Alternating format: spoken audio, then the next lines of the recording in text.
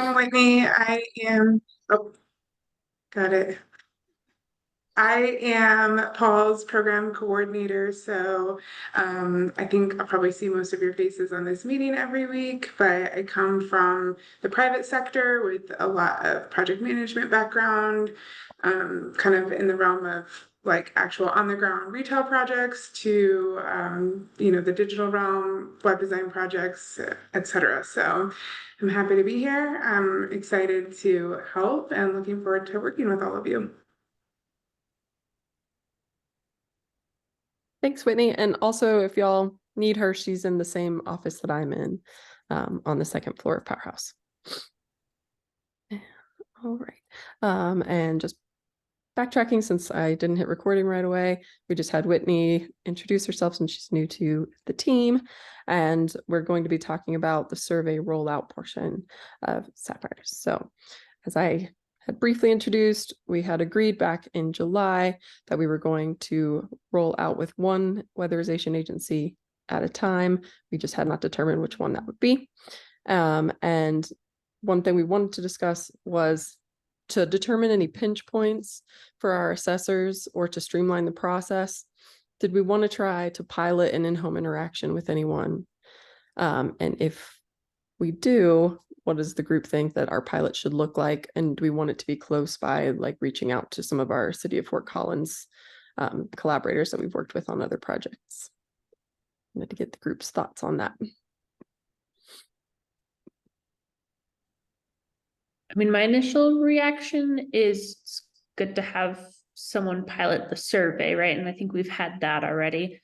I think, like, honestly, it's just handing a tablet to someone. I don't know if it'd be a good use of our time. I mean, it's not going to be a waste of our time. It's just, is it worth the time investment to hand someone a survey and see how that goes?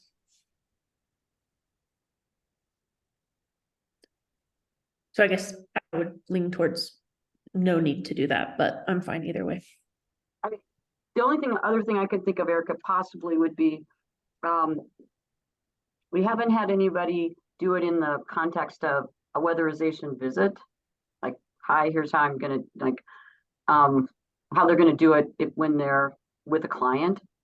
And I don't know if we would learn anything by someone doing it in that way, and questions that they had or problems that they had, that sort of thing, or them thinking about how they would introduce the survey and so on. Do you think that's useful, or just to get just to talk to whoever's going to be fielding this, because it is the individual people who are in the home. I mean, the people who are doing the weatherization projects, right? They're doing it at the time they come into the home, or is it, and I can't remember if they're doing it prior to that home visit. I don't know if Erica, you want to speak to that, but the plan that we had worked out was that the assessors would give them the tablet at the start of their work. Along those lines, I did have a question while going through it, just because I came into the project a little later and picked up these initial parts from Paige. I know we have the recruitment script and telling them what they'll be doing. It's very short, it's very easy, but I was unsure if we had a plan or if we were letting them determine if they were going to introduce that when they call and set up their visit to the home, or if that's something they're just going to bring and be like, hello, I have this, here's a little spiel. And that may be something we want to leave up to the individual assessors. Some might hate phone calls, some might hate having to remember to, have a different spiel than their normal one. But I didn't know if that was something we had a plan for. So that's something else to determine, that maybe something to either test in a pilot or just us plan it all out before we roll out. Yeah, I don't think we didn't think about that. I mean, that piece of it in the scheme of life. I mean, the folks can certainly, at either of those points, whether it's on the phone or it's in person, they can say, no, I don't want to do it. So it's not, we don't want them to feel like they won't get their weatherization unless they do it, because that's not the case. Crime, would it, I mean, I don't know. I'm kind of thinking about, I'm thinking, Paul, like, would Lori be a good person to ask which place would the weatherization folks, the assessors, feel most comfortable, or that we can just say, hey, do it wherever it works for you. I'm kind of curious about what you think. It can be whatever they feel works for them, but I would be surprised if anybody thought it worked better at the appointment making time. I think everybody would decide it's better to do it when they show up at the house. And not all of the appointments are made by the assessor. Some agencies are going to have somebody else making the appointments. So that means definitely, yeah, we would have them do it. And part of what I was thinking, Taylor, was when you asked about if it was on the phone, like if they mentioned it on the phone or not, wouldn't be that they took it then, but that they'd be like, oh, by the way, we're going to have you do that. But especially if that wouldn't catch everybody, it makes sense to just have them do it at the home and the assessor mention it. Perfect. Yeah, I think that makes sense. It's a very short little recruitment script. Does anyone else have thoughts on the need for a pilot, or if this seems simple enough, just going into one agency and having them just adjusting anything that they say is a pinch point or a problem for them? I think primarily it'll be with our instructions of the tablets, which I'm going through, and I'm going to have a few grad students just try it as somebody who hasn't written the instructions or programmed the tablet. But aside from that, just making sure that the steps that are written out make sense. I think that technology would be our key problem for anybody.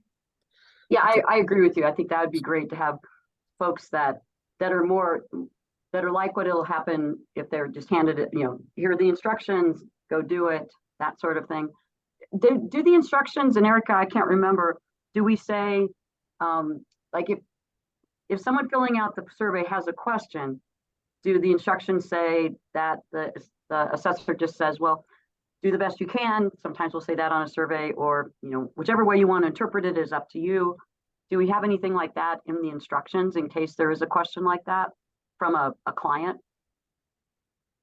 Yeah, I was pretty strapped, I feel like, with what IRB's format was, that I just kind of followed their template for instructions. And I think all I have is just like, if you have a general concern, right, email Tammy or me or you, which obviously is not going to solve the problem immediately.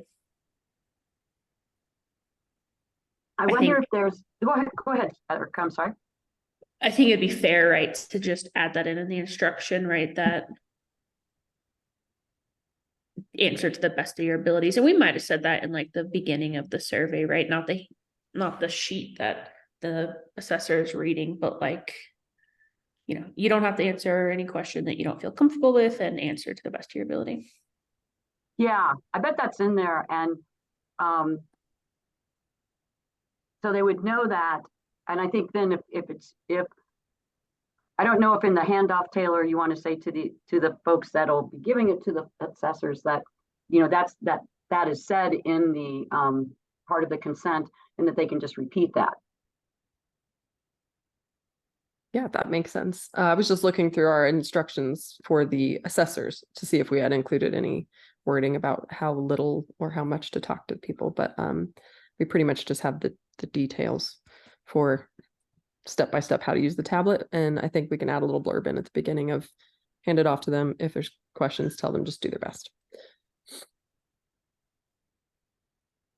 Note that.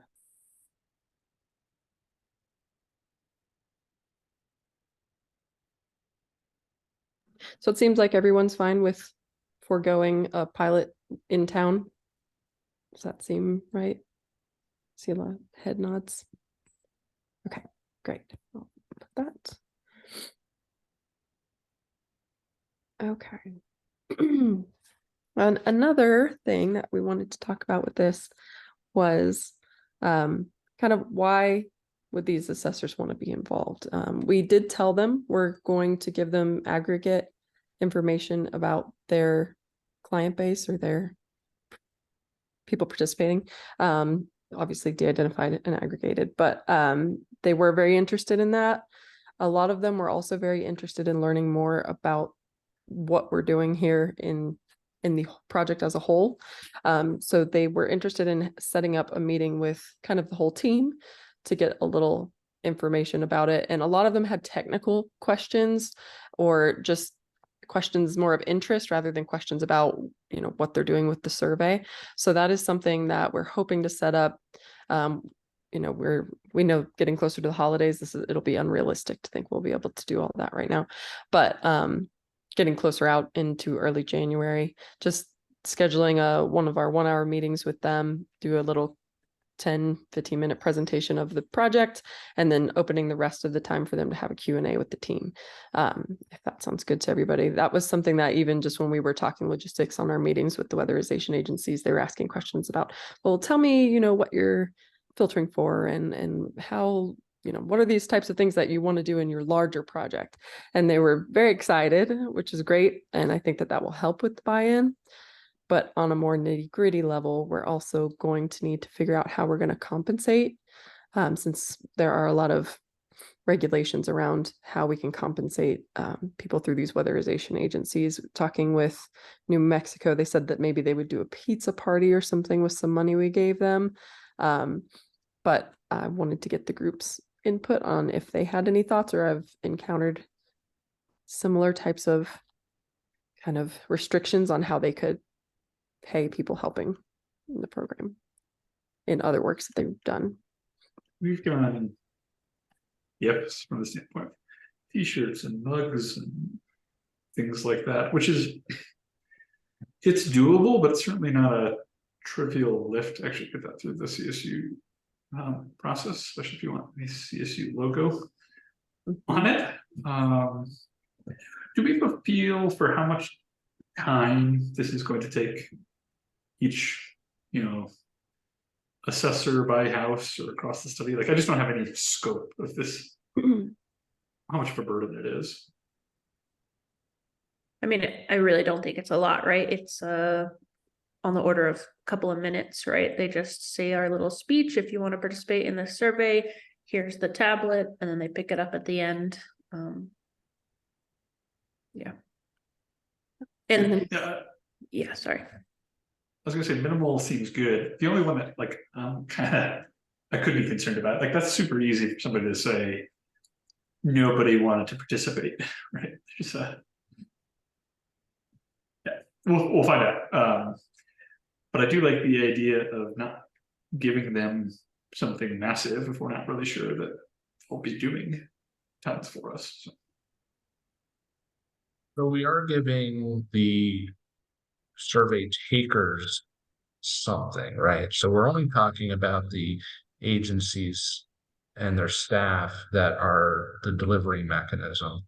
And I think one of the challenges is there can be so many different types of agencies that the roles might be different from one agency to another. Is it a governmental body? Is it a community action agency, a nonprofit? And I think in my mind, we're not talking about thousands of dollars here. We're talking about something relatively modest, but meaningful enough to express our appreciation.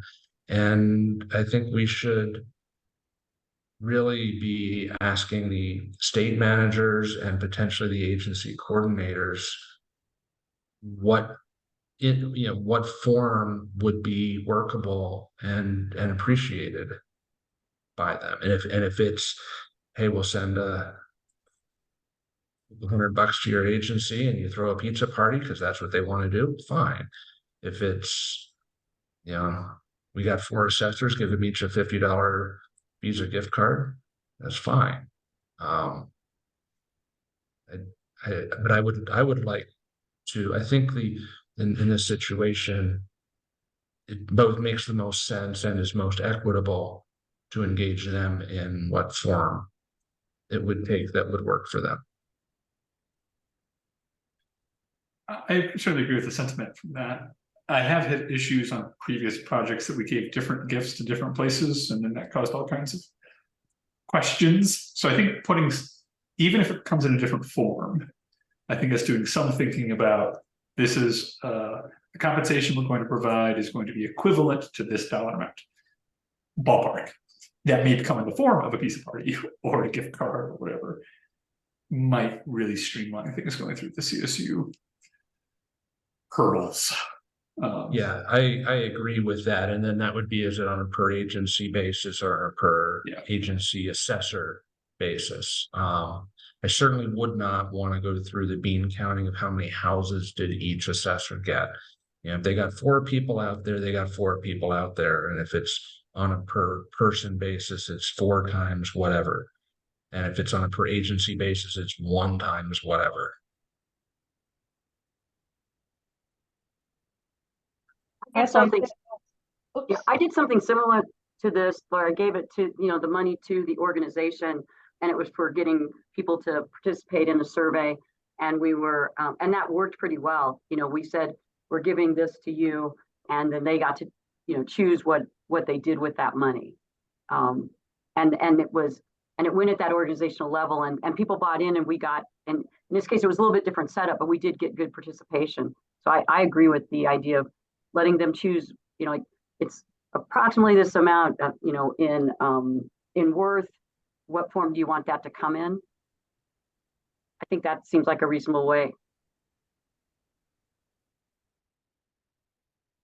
I'd like to ask are you going to have this meeting with the agency staff, the weatherization people before you do the pilot that you were talking about? Sure. It seems like now we won't be doing a pilot. So likely we'll just be getting everything up and running and then trying to schedule when we want the tablets and everything out there. We'll have to have a logistics meeting with the agency we decide to go with first, of more details of, we're going to mail you these things, this is how you're charging it and uploading data. But this separate meeting would be, more for their interest that they've expressed. And probably now, we were planning to do pilot and then have that meeting and it then begin rolling out. We can do those kind of at the same time now, I would say, as getting started Okay. and rolling out. I guess I meant, are you going to have this meeting with them before you do the rollout so that you can help get people enthusiastic about it and tell them what the expectations are and get the energy assessors interested in, like, some of them would be otherwise like, well, that's just another thing I have to do and I don't understand why. So a meeting before that would help with that buy-in, as you were talking about. And people want to understand why and what it's leading to. It's not just this little survey. It has meaning. It's going to lead to something else that you said some of them were very excited about. So I think that's how to generate that interest, instead of some of them just saying, well, I handed them the tablet. I guess they weren't interested.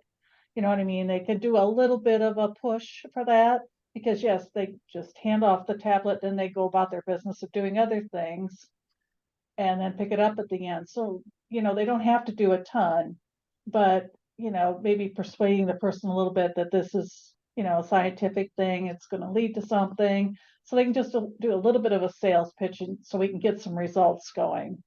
So that's what I was getting at, was, getting that buy-in that I think is so important. Yeah, I agree. I think that is likely how it will work out, since especially with the holidays, it will be just, our timeline will be close with getting all this compensation figured out and things like that. I think that would be basically our kickoff to this meeting. Can I ask on this? What Lori is talking about there. So Erica and Marilee, I know that Paige and I had conversations with state program coordinators, or state agency, the managers of the state, Troy in New Mexico, Stephanie in Colorado, Brad, who's no longer there in Utah, and a couple others. And I know they also then talk with their agencies. Have we ever talked directly to their agencies? Not with as far as me, whenever I've been with Paige, and then since then, we just spoke with Brad, and he had one assessor join him at a meeting. And then for Stephanie, she kind of dropped off, and it ended up going with just Colorado Springs agencies specifically, and that's who we've been in contact with. Everybody else just kind of stopped responding to Paige. And then same in New Mexico. Troy also had 2 other people come with him on the meeting so that people would be a little more abreast of what's going on Okay. on the ground level. Yeah, so I think there are only 2 agencies in New Mexico, so that might have been the people running those agencies. So I wanted to get a sense of how far we had gone already with that. I know the agencies know this coming. At some level. Another question I have while I've got the floor is if Brad's replacement in Utah is not responding, do we want to try to bring in a different state to get a 3rd state back? When I spoke with Tammy about this, she said that she would be inclined to, so that we can hit our numbers that we had planned, and that those states were initially chosen for their wildfire risk, but that field has opened up a little bit in recent years. So I think we have that opportunity to reach out to other ones. And okay. now that we have action going, I think it will be easier to not have them fall off as so much time has passed that you lose interest or get new employees. Okay, so then I'm gonna recommend, and I can help with this, just Whitney, help me remember to do this. I'm gonna suggest Washington State. We had reached out to Washington State originally. Amanda Raines was the state program manager, and she was totally on board. It was a great conversation. She was all on board, and then she left and took I think she went to work for DOE. And so I wasn't sure who was next, and we just let Washington slip. I suggest you go back to Washington. It's already a state that's at least been contacted before. I know who's there now. Get along real well with them. So let's make that connection and see if that works. I know we had tried Oregon, and they just decided they couldn't make it happen at this time. They also have had their main guy retired, so that was probably a piece of it. But yeah, let's work to connect to Michael in Washington. Does anyone else have thoughts on that, incorporating a new state, since we can't have much I think contact? that's a great idea. And it should be an easy IRB amendment. It's like we're adding a state, and I think all you probably need is some kind of, that we probably have for the other states, like a letter or something that says, yes, we've agreed, or whatever that is, but it should be easy to add that. And I think it'd be good. Yep, it's just a letter of cooperation for IRB, and they have pre-made language for it, so it's a quick one I can send out. But Taylor, I just want to make sure I understand, because Lori, I think you have a great, your points about getting them excited about doing it and that sort of thing. So the current plan would be that the thing, or the meeting where we would invite folks to hear about what Sapphires is, that's going to happen before the actual rollout. Am I correct there? I think we'll have to see with everyone's availability what works best. That's ideal, because like Lori said, I think it is motivating.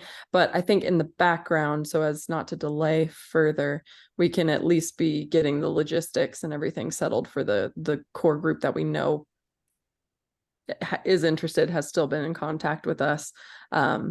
And we will just have to determine which agency we want to go with first. And that may come down to capacity, or if they say that they have a great difference in the number of homes that they do in winter versus summer.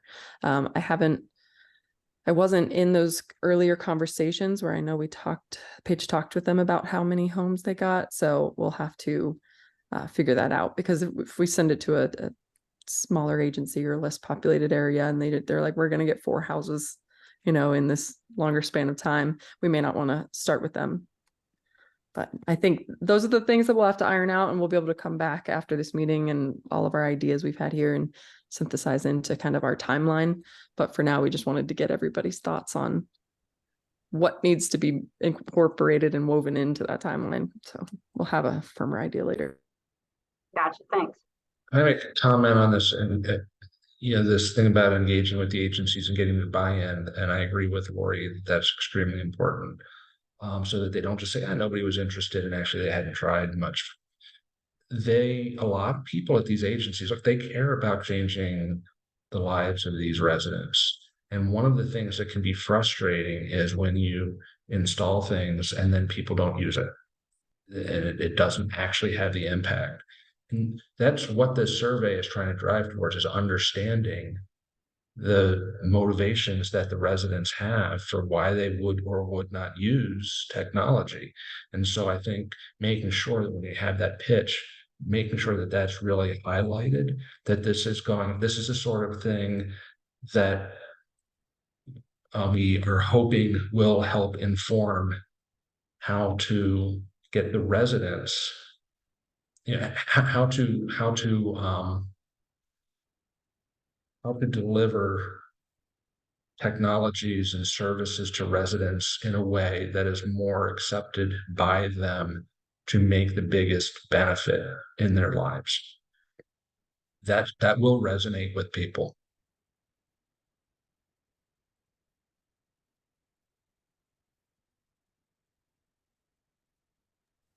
I think that's great, Paul, because that, thinking about what's going to motivate them and letting them know, how we're going to use that data. I think that's an excellent idea. And that combined with what Lori's saying, yeah, because they are the conduit we've got to those residents, and the more we can arm them and get them excited, the better off we are. Yeah.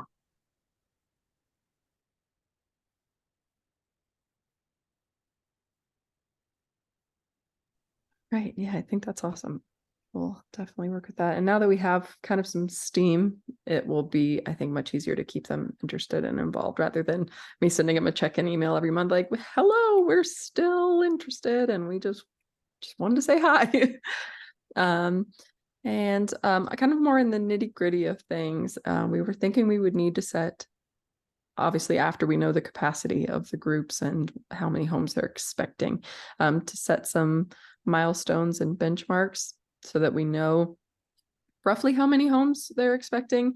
And that way, if we see like, okay, they said that they probably do on average 3 homes a week, it's been 4 weeks and we've received no data on our end, that would kind of trigger us to go in and, say, is the tablet data not backing up, or is it not being administered, or check in with them and see what the problem is. I know right now we don't have anybody set for that kind of QC portion for once the information starts rolling in, but I think we're working on it, hoping for it. And along those, with the goal of having 300 surveys, are we hoping to spread these out between the agencies, or once we know capacity, trying to get a proportional amount to how many homes they assess, in a given year? Or do we just take what we can get from whatever agencies we hand out to? Did we have a plan for that initially? Yeah, I mean, I think take what we can get, probably. I agree. If We can get some variability, across the different states, some from each of those. I would suggest if we can do that, that'd be cool. But I agree. I think take what we can get. Quick question. I mean, let's just say, I think most of us who have done a lot of field work know that if you're told you'll get 30, you're happy if you get 15. But let's just say that because this is like every house that they go to is eligible because they're part of the program that makes them eligible, and it's easy enough, and it happens. Let's say that they start rolling in like gangbusters and we ended up with 400, our target was 300, we ended up with 400. Are we okay on budget to pay an extra 100 incentives to residents? I mean, I think that we'd have to double check with our budget, but it seems like we are understaffed right now anyways, so we're not using as much money on this project yet as we said we would. So I don't think, I think, what did we say, $10 per participant, extra $1,000, I don't think is going to be a big deal. Yeah, I agree. So then even more so take what we can get, because if we're too picky, we really might not hit the 300. And if by not being picky, we end up over, we shouldn't complain about that. I think we should be throwing ourselves a pizza party. Then we might not be able to afford it. That might be pushing it. Well, I do have just kind of thinking about, I mean, granted, this is not, random sampling or anything like that, but I'm just curious about if we wanted to at least, I don't know, maybe even initially say, we're going to do 3 states. We're shooting for at least 100 from each, or something like that. Or, I mean, will it help with future studies and future, when you're thinking of, pilot data for future projects and things, if we had some geographic variability in that sample that we had 100 from each or 80 from each, at least that, and then we're like, beyond that, whoever wants to take it. I'm curious about what you guys feel about that, because there are some differences between Colorado, New Mexico, Washington in the experiences of the folks, as far as their wildfire seasons and things like that. I'm just curious if we want to try to be able to capture some of that.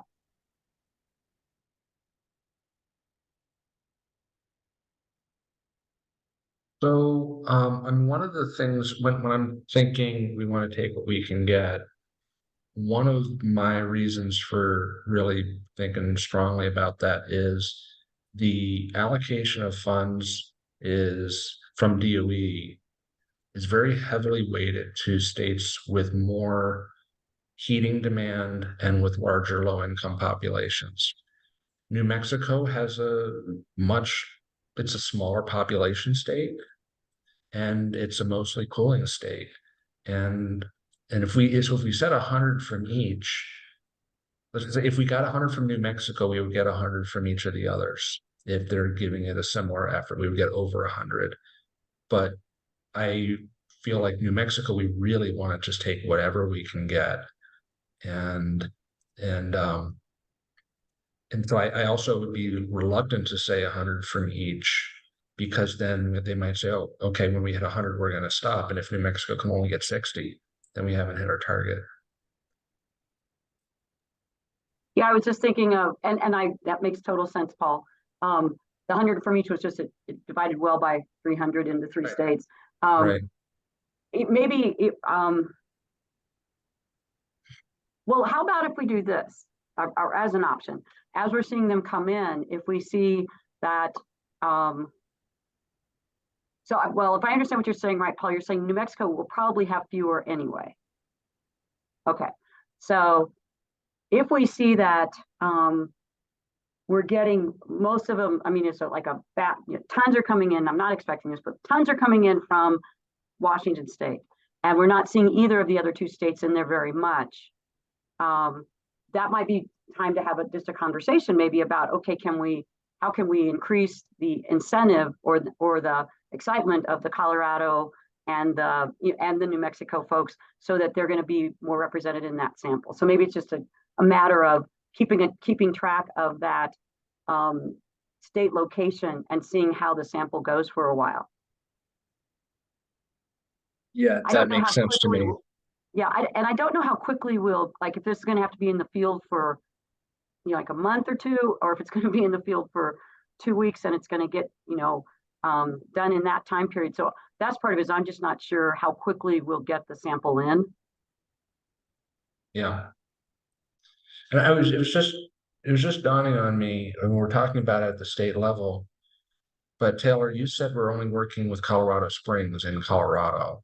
So it's not the whole state of Colorado. And so you're talking with Marcus Redden, presumably. Mm-hmm. And person, I'd have to look up who it is, but yeah, I spoke with Paige about this because I think you also noticed that at another meeting when we've been talking about this and said, why aren't we talking with Stephanie? And she said that it started out statewide and then just they lost interest or availability to do so. So we figured we would I emailed Stephanie a while back when you gave me your contact information, so in July, and just introduced myself and said, Paige has left, but I will be in contact more about this when we get further information. I had never heard back, but I'm hoping that now that we have some some actionable things that we'll be able to re-engage at the state level. But for now, just Colorado Springs has been involved in responding. And that's who we got our letter of cooperation from for IRB. Okay, and so similar to trying to bring in Washington, would you like me to try to bring Stephanie back in case having it come from me makes any difference? Or would you like me to, or would you like me to reach out to another agency that I've been working with on a different initiative in Colorado?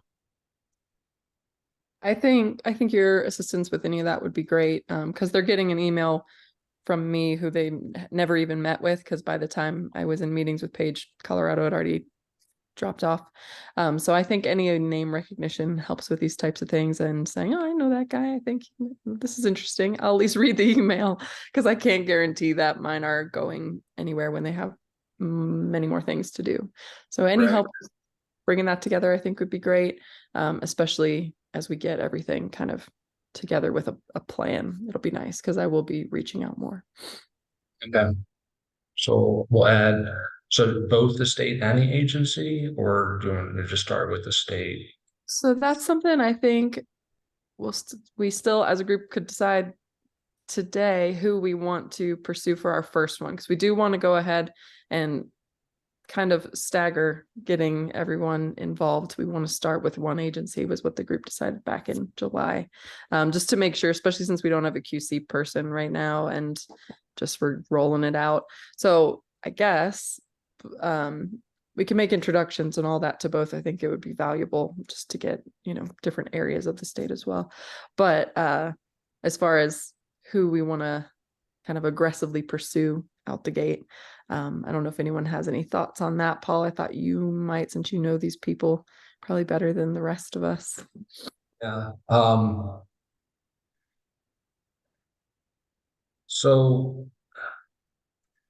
when you were saying earlier, either Colorado Springs or New Mexico for where we would first roll it out. It's like, yeah, there's advantages and disadvantages to each. So I did have Colorado Springs working with me on a different project this past year. And yeah, we didn't get nearly as many houses as we had hoped, but they took it seriously. I think that trying to roll out with them is probably fine. And since they are closer, it's a 2-hour drive to their main office. It's maybe a little bit easier to go and give a little assistance if something is needed. The only reason I think to potentially prefer New Mexico is that there'd be more than one agency. Troy is fantastic. He's one of my favorite weatherization state program managers in the country. He's fantastic, and I think that he's a great ally. And having multiple agencies, then if one doesn't really get going, we didn't put all our eggs in one basket. But probably I would start with Colorado Springs, but have it be on a bit of a short leash. Don't wait 2 months to do the next one. Yeah, it seems like whoever's going to give us the most brutal, honest, and timely feedback is where we start, right? We're going to learn so many things in that first week, and well, these groups way better than any of us, but do we run any risk of them not telling us brutal honesty feedback early on from these groups? Like, is there a concern that if we're unhappy, that we're not going to keep working with them or some such, or is it? That's actually a really good point, Christian. And if we wanted to prioritize the brutal feedback right up front, let's go with Troy in New Mexico. Seriously, Troy will tell us this isn't working. And I'm not sure Marcus would. That is a great point, Christian. And Troy has been very communicative amongst others, even just being like, oh, he was the one who pushed for that meeting to learn more about the project as a whole as well. So. Yeah, and he is very thoughtful too. And the questions that he asks, the insights that he has, there's reasons why he's one of my favorites in the country. So yeah, I think if we do want that brutal honesty as a primary decider, we go with Troy in New Mexico.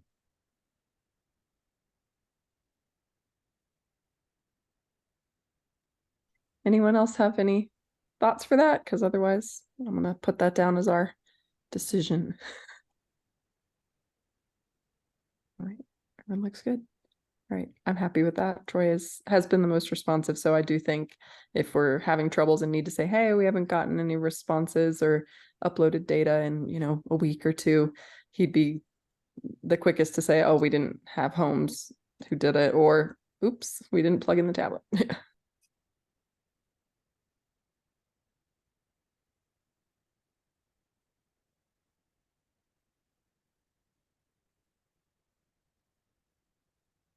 I know we kind of mentioned this a little bit, and maybe there's things going on behind the scenes that I'm not aware of, but is there a path forward to having somebody assigned to the QA/QC as this data starts rolling in? If we really do end up with 300 entries, yeah, I'm just Yeah. curious. Yeah, so Tammy and I talked about it briefly. A couple options. Like I have a bunch of students. Like I really don't think the QC at like the first pass is gonna take long. So I can always, you know, force one of my students to do it. Not the end of the world. I'm happy to take a stab at it too. Like looking at data is like a fun break from everything else, right? But I'm teaching an undergrad data analytics class next semester. So I was hoping there'd be a student there that I could pull in and be like, hey, you want to practice this skill set? So open pool there. I think also potentially Marilee, Tammy reached out to you if there's any students you're in connection with. Yeah, we may have a couple probably. Right now we didn't have as big a class come in this time, so we're a little light on grad students as far as that we spread them across some projects. But I think there would be some possibilities in the newest cohort, because they would have had their basic classes in quant and some stuff like that, and might be interested. Yeah. That's good. The other one that comes to mind, if we're getting stuck, just because this only comes to mind because I just speaking to her, I believe her name is maybe Lucinda. She runs the She's in Power program. They have a whole program trying to match. That's true.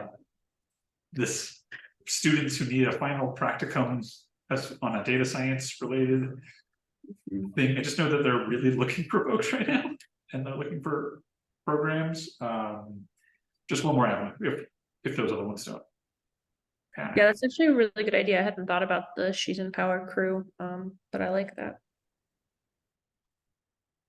If you don't have her contact, I'm happy to make an interaction. I do.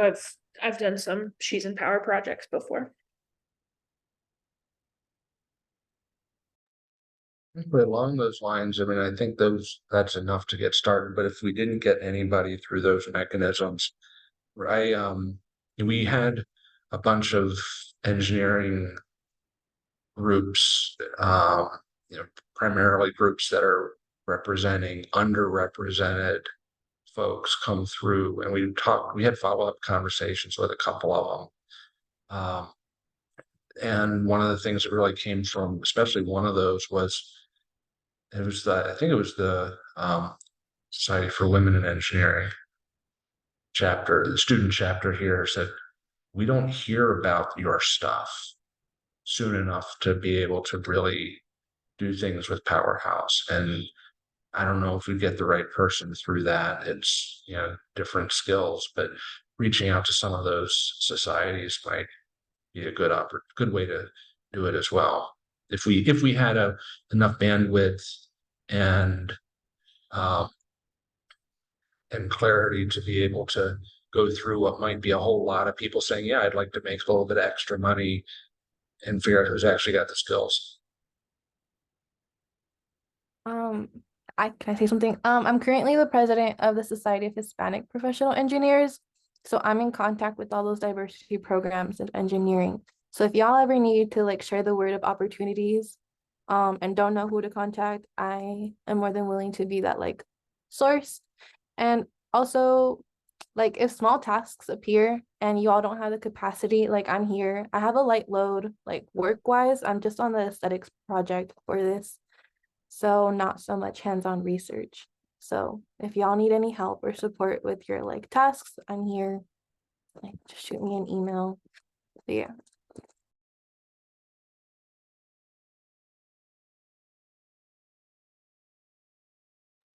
Yeah, Thanks, Maria. That's nice to know.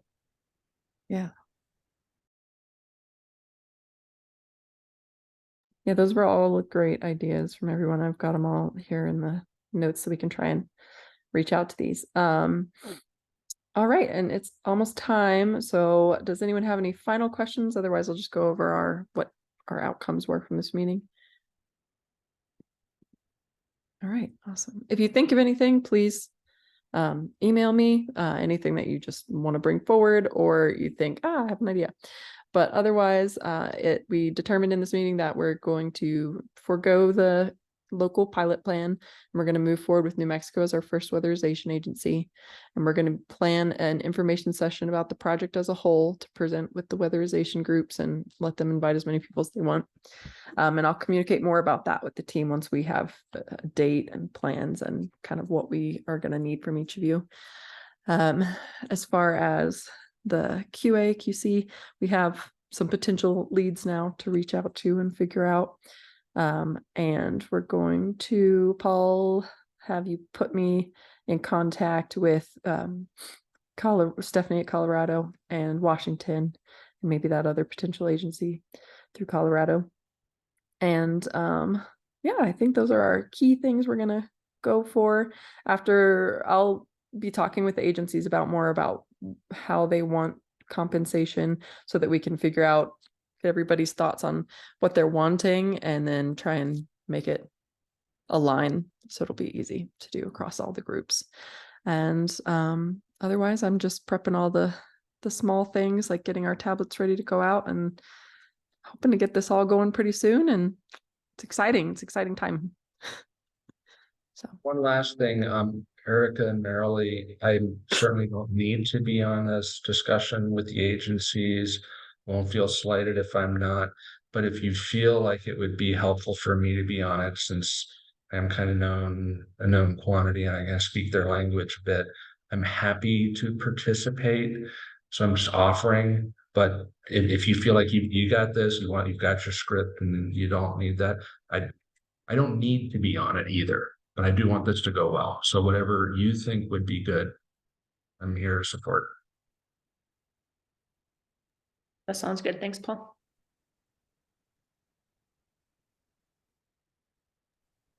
great. All right, everybody. Well, thank you. And this recording will be in the meeting notes if you want to come back to it later. And again, don't hesitate to email, but I hope you all have a good Friday. Thank you. Thank Good you. weekend. Thanks for leading.